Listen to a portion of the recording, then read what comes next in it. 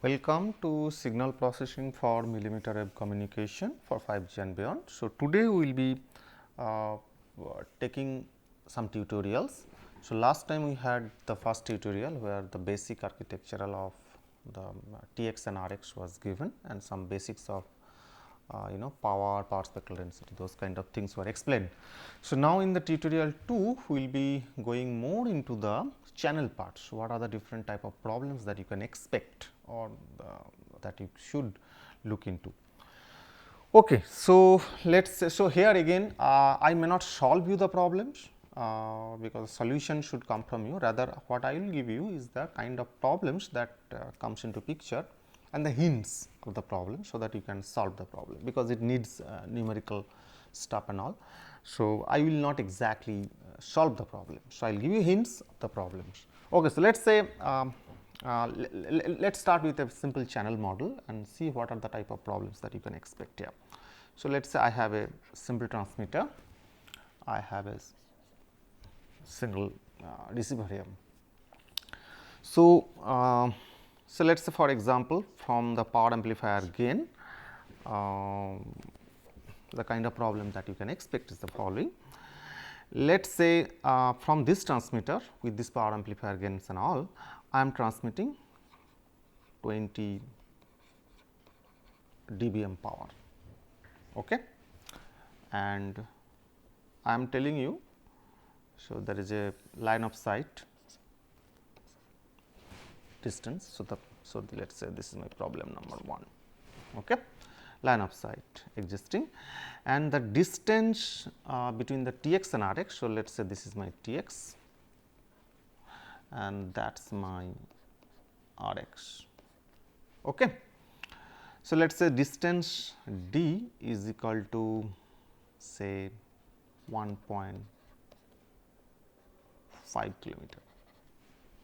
So, that is the distance, okay. And the carrier frequency, let us say I am taking 10 gigahertz, one option. Let us say I have one more option, say let us take some practical example, say 4 gigahertz, okay. So, this is resistance.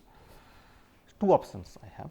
So, you can solve for any of them and you can get a feel of it. And the antenna gain, so antenna directivity, the gain of the antenna, rather I should say that way. So, gain of the antenna, whether it is a GT or GR, that should be just 1. Let us say it is omnidirectional antenna. So, that is the only thing I give you. So, the first question is,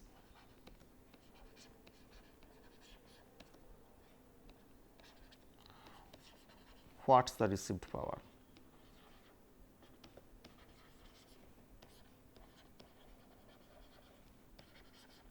At RX antenna.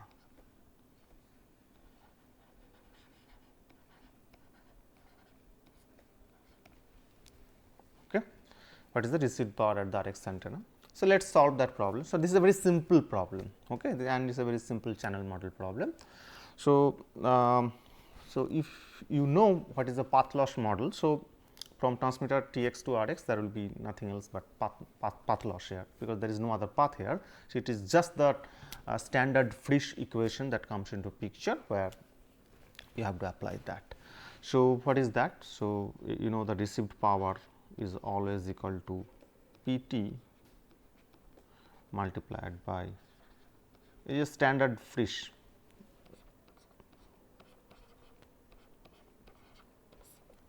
By using Frisch equation you can solve this problem. So, this is the simple problem,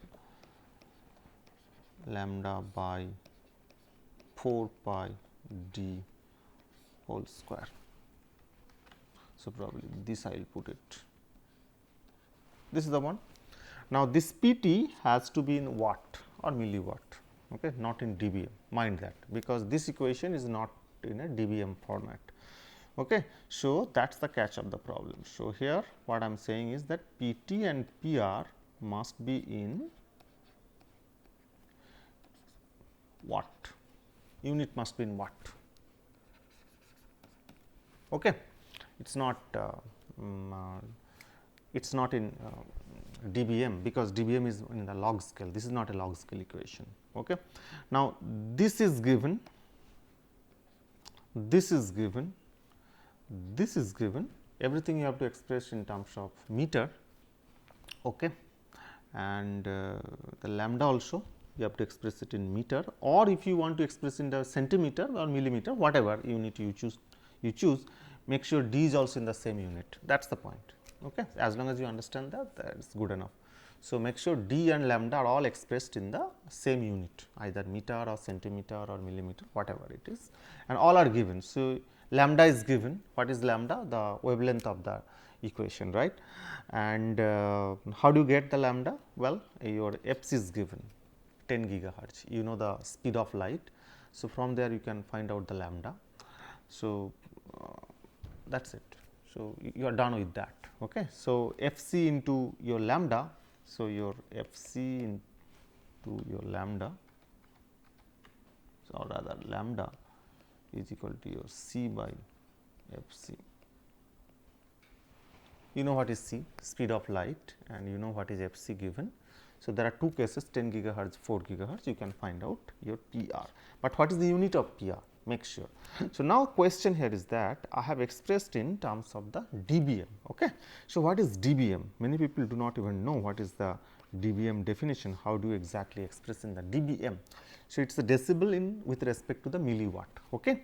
So, and it is an absolute power. So, power cannot be expressed in terms of dB, it is always in dBm or absolute sense. So, what does the dBm mean? It means that the power is already in the milliwatt range, or it is expressed already in the milliwatt. So, whatever that numerical value multiplied by log base 10 of that value, and it should be in the milliwatt. Say for example, I am saying my P is 10 milliwatt. Okay. So, what does it mean? It is a 10 to the power into 10 into 10 to the power minus 3 watt, right. But I do not consider this part, I will consider only this part, because it is already expressed in the milliwatt. So, when I express this term 10 milliwatt in terms of dBm, it would be simply 10 log base 10 of 10, that much dBm. You know what it is, right. This is 10 dBm power, right. Similarly, if it is 20 dBm, you express first in milliwatt, right. So, what should be your, so what does it mean? It means it should be 10 square, right, 20 dBm. So, what does it mean? It is nothing but 10 to dBm is nothing but 100 milliwatt power, that is what it means, right. So, you express everything in milliwatts. Now, you can put it. So, now you know what is PT, that is in milliwatt, and with this whole equation, rest of the stuff here all are given, and you know what is PR. This is a very standard way of solving the problem, and all everybody who does a path loss measurement, this is one of the basic technique. Now, this assumes a line of sight example. Okay. Now, I just make this problem slightly complicated, not too much complicated. Okay. So, given that problem number 2, so these are all very simple level of problems. Next level problem could be more practical problems.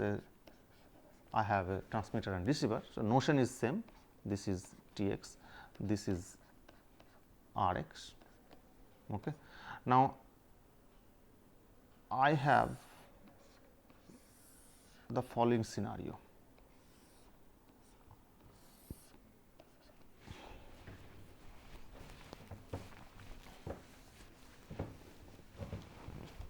Okay. So, I have the following scenario. Okay. So, here I am saying this D1 is a reflected path. This D1 is say 1 kilometer, and this D2 is say 1.2 kilometer. Okay. And rest of the parameters are same. Fc, for example, Fc is same as your previous one, 10 gigahertz, or one of them is 4 gigahertz. You take one of them because you will then get two answers. So, rest of the parameters is same as your P 1. Then the question is that how much, here also you can assume I am pumping 20 dBm power. So, how much power I will receive it here. So, what is my PR? Okay, I hope you can solve the problem. So, first you calculate the power received from this path, then you calculate the power received from this path, and then you add up. So, it is summation of PR I is equal to 1 to 2 in this particular case, right. So, what is PR 1? PR 1 is received from one path, PR 2 is received through the second path, that is it. Okay. So, this is the kind of received power calculation that you can think of. Now, I can make this problem even complicated. So, I can say, well, I have some more paths and so forth, and what is the stuff here. So, now I make a slight change in my problem. Okay. Problem number 3. Okay. So, the problem number 3 is the following. So, same diagram, but there is one small change. One of the paths, let us say, is a scatterer. So, these are all reflectors. So, R 1, R 2, but this gentleman is a scatterer. Okay. Now, I am not getting into the scattering coefficients and all these things. There is an easy way to solve the problem. I think I may have explained it to you. So, let us say this is my, but this is a scatterer. What does a scatterer mean? It means it is a splashing. I think I have explained it. It's splashing, right. So, a ray comes here and it just gets spread across everywhere. So, a small fraction can reach the transmitter, right. So, even if I say my D 3, that means from the transmitter to S 1 to the Rx, D 3 is say 1.5 kilometer. I simply cannot apply a Friis equation. Why I cannot apply a Friis equation? The main reason is that you cannot you do not know whether the path that is reaching there, it is a square related or not, because it is not a square term related, because the majority of the path power is already lost it here, right.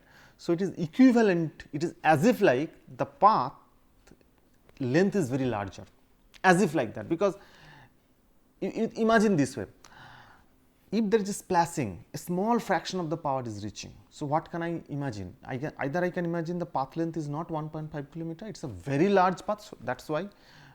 So, it can be imagined, like a very large path, but with only a reflector where the equal amount of power is reached. This is one way of thinking it.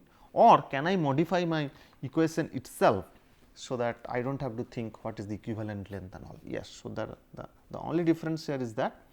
So, it will be PR for this particular case, PR will be PT, okay, into this GT, GR, whatever, this lambda square by 4 pi whole square, whatever. But this should be d to the power alpha. Okay. So, this alpha can take a value greater or equal to 2. So, that is one of the way to imagine that d has increased, right.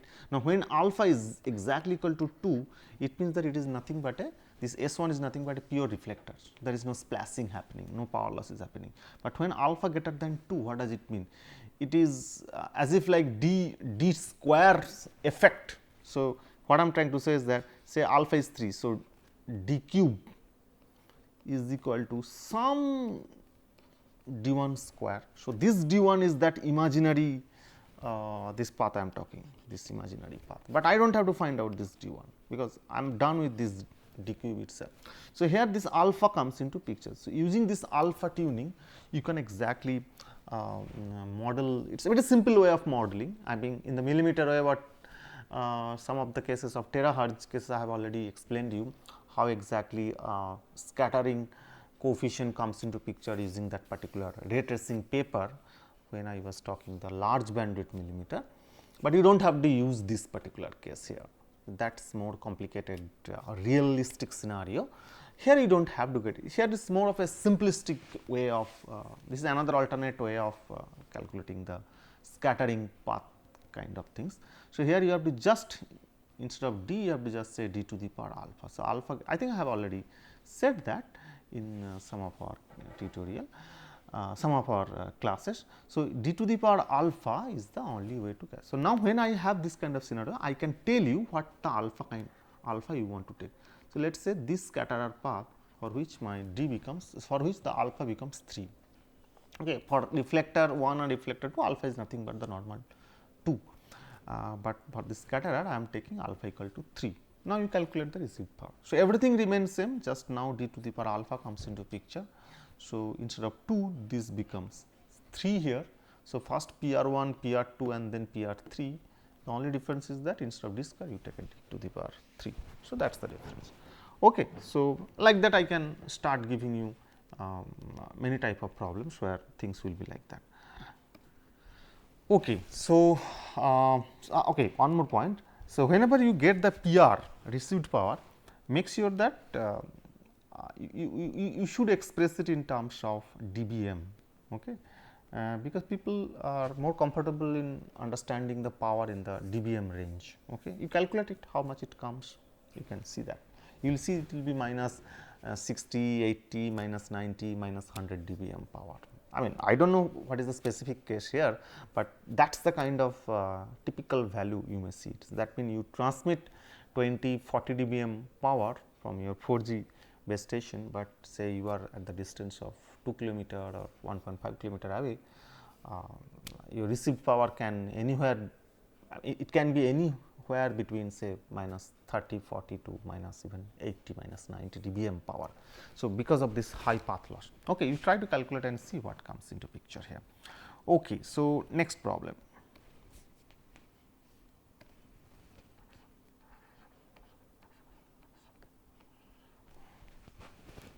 Okay.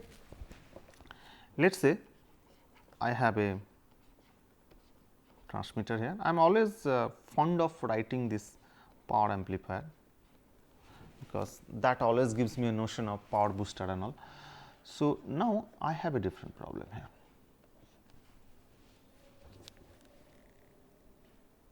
Okay. So, what is the problem statement here?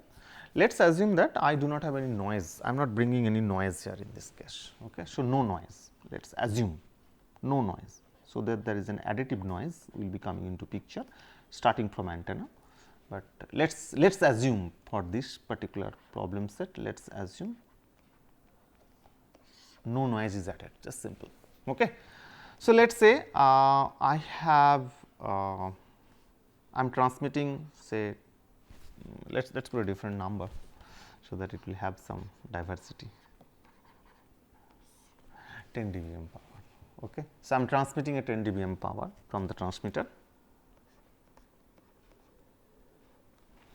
and this is where my receiver power is.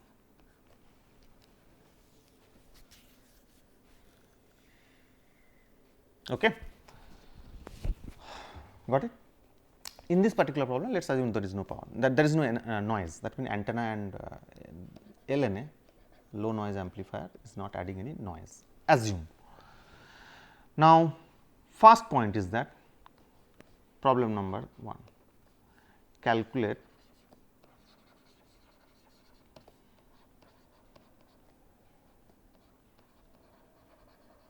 Rx power, calculate Rx power at the antenna. Okay. Okay. The parameters are the following.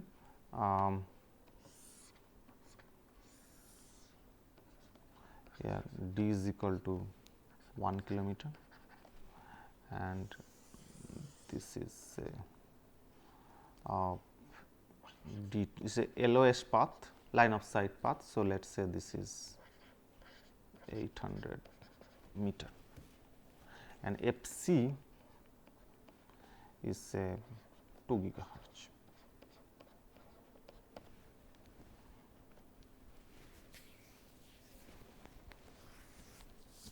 Correct. So, that is the scenario we are talking of. and antenna gain all are assumed to be 1, if not given anything you can assume them to be 1. Okay. So, calculate the Rx power at that antenna, that is pretty simple, but the second problem is the following.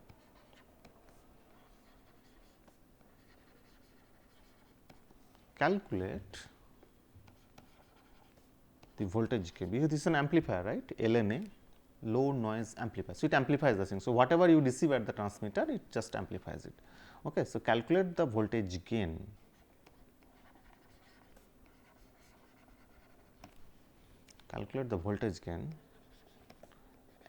at LNA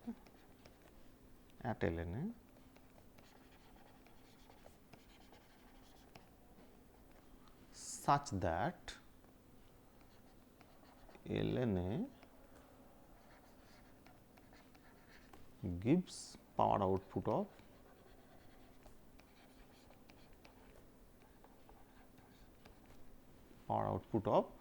say 10 dBm. Simple questions. Okay. So, what does it mean? So, you can understand that at the Rx I will be receiving a very small fraction of power, right. I do not know what comes into picture here. So, probably in the range of probably microwatt or something. So, you send you send a milliwatt power, but what you may receive it is a microwatt power, I mean you just have to calculate and see what comes here. Okay. Then what does the LNA do? LNA will boost up the power. Okay. It just boost up the power. So, if the LNA boost up the power, then what will happen? Then the power level will increase. So, now I am saying that the power level is now at 10 dBm. So, that means at this point I am seeing a 10 dBm power. Okay. So, you have to calculate this power, you have to, and this output power is given. So, you can know how much the gain here. So, let us say this gain is beta. So, what is, but it is a voltage gain, because I am telling you what is the voltage gain here. So, what you have? So, you can calculate the power here. So, again hints are like the following. So, you can calculate power, received power at the antenna, right. Then what will happen? Then beta square into PR, right, because that is the LNA gain, right, voltage gain. So, this amount is equal to 10 dBm. Be careful, I am writing 10 dBm, you have to express in terms of milliwatt, because this will not work otherwise. 10 dBm. Okay. So, express in terms of milliwatt, convert this to milliwatt, then only it will work. Okay. That is it, you are done. So, now you calculate this part, find out beta, because output is given, expressed in beta. So, you find beta, that is the part.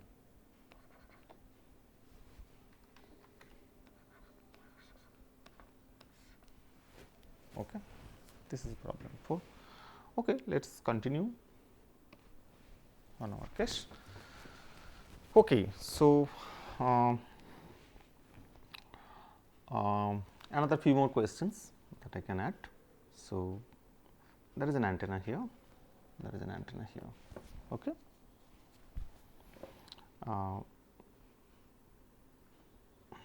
So, let us say I have one reflector here. Let me draw it properly.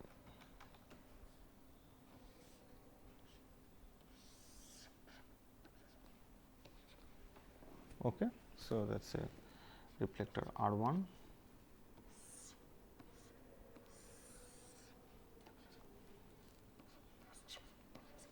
reflector R2,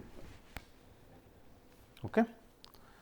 And so, this is my TX side, this is my RX side.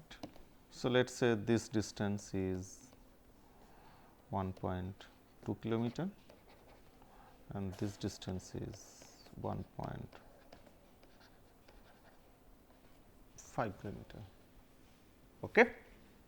That is the point I am trying to say here.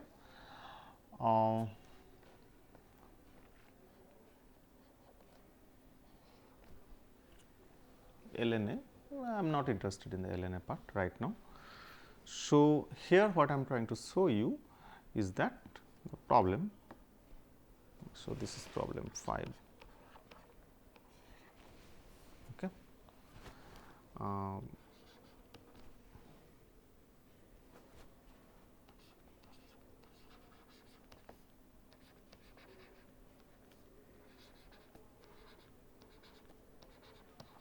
Plot the channel coefficient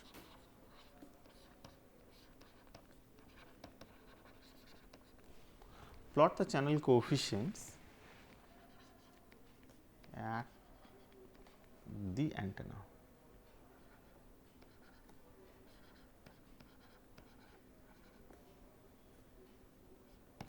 What does it mean? It means that at the antenna, so that is the RF view of my channel. So, how exactly you view it? Let us assume the bandwidth is smaller. So, everything whatever I am talking of, it is all a smaller bandwidth, not larger bandwidth, because larger bandwidth this is not the way, right, because it will be segmented. So, everything is a smaller bandwidth of the transmission signal. So, plot the channel coefficient at the antenna. So, what does it mean? So, it means that I need to plot the channel coefficient for the RF level with respect to the delay spread.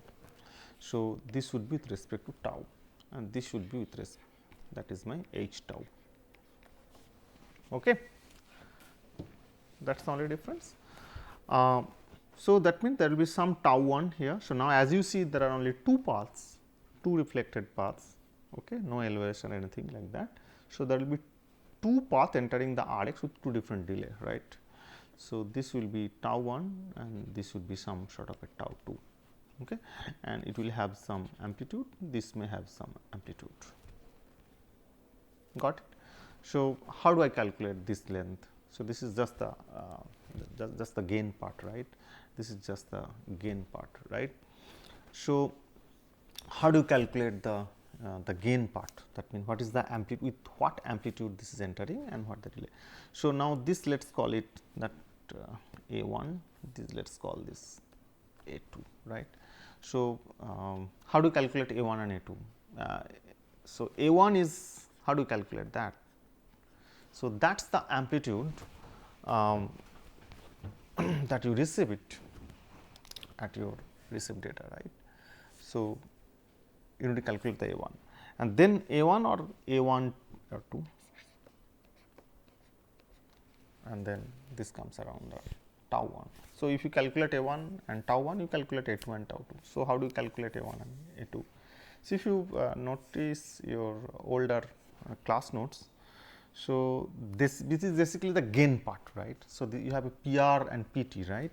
So, PR is equal to your PT, GT, GR, then lambda square. Let us say I do not have any scattering in this case, right. So, this is your gain part, gain given by whom? Gain given by the channel, but this is a power gain, right. So, this I can say it is a power gain, but what I am plotting h tau. So, that is a voltage gain, right. So, I am not interested in PR exactly, what I am interested in this quantity, this quantity. So, that is my power gain. Okay. Now, if it is a power gain, you know how to calculate a voltage gain, just square root of it. So, A1 essentially it would be, let me just directly put it, lambda divided by 4 pi d1, okay, because it is a power gain. So, I need to go for a voltage gain. Now, GT and GR I have assumed they are 1, let us assume. Okay, so, it will be lambda by 4 pi d1, otherwise it should have been GT into GR also, root over of that, of course. Okay. So, that is your power gain. Now, what is your tau 1? Tau 1 is the delay. So, now you know that is the delay that RF signal takes, assuming velocity is c. So, how do you calculate a distance? How do you calculate the delay? It is the distance divided by velocity of RF signal. So, this should be your d1 divided by your velocity of light, because that is the speed of light c, and you can get that. So, you can calculate tau 1, you can calculate A1, similarly you can calculate A2, and similarly you can calculate tau 2, and you can plot that. So, that is the 2 points. So, which means that your channel is h tau. If you notice, this would be a I into Dirac function of tau minus tau I, right. That is the that is a static channel model at the RF level, right, for a smaller bandwidth, narrow bandwidth signal. So, that is the things. So, this is what I was looking for. Okay. So, these are the basic things. Now, instead of R1, I could have said what if this is a scatterer. In that case, I would have said with the alpha value also. So, you calculate the gain part, this whole gain you calculate it. Now, once you calculate this gain, take a square root of that gain, instead of d, this will be d to the power alpha, rest of the things you mentioned, and then you calculate the square root, you get the gains, and that would represent your delay as well as your amplitude. Okay. So, this is more of a tutorial based on the power related things and delay mode. Now, in the next tutorial, we will talk more about how exactly the channel coefficient come into picture. Okay. So, with this I conclude this particular tutorial. Thank you.